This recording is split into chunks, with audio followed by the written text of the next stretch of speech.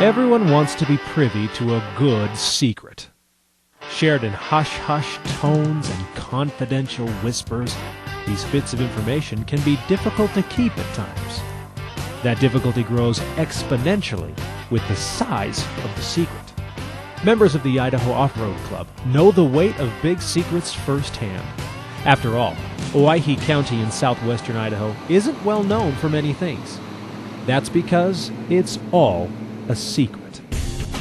We are in the Owyhee Mountains. This was a trail called Dirty Little Secret, so we can't tell you exactly where it is, but it's a fairly technical run, very narrow with a lot of rocks. I'm a native of Colorado, and I moved up here in 2000. I just can't compare. I mean, the Owyhees are just the place to be for me.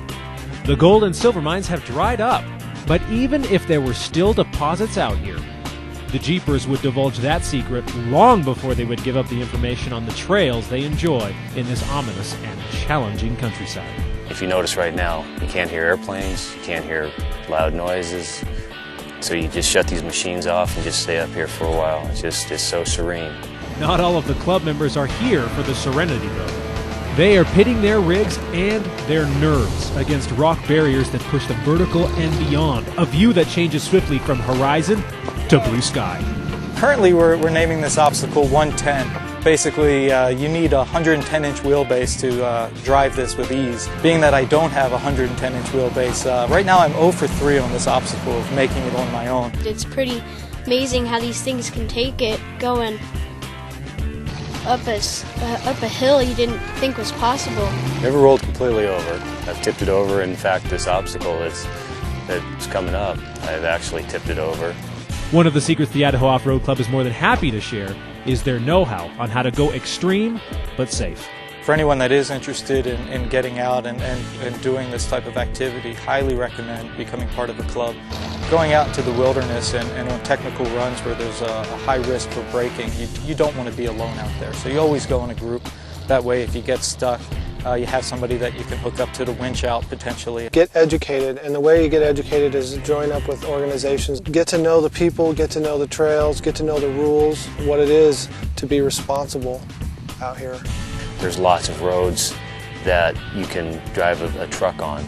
As far as these extreme trails, there's not that many, and we kind of like it that way.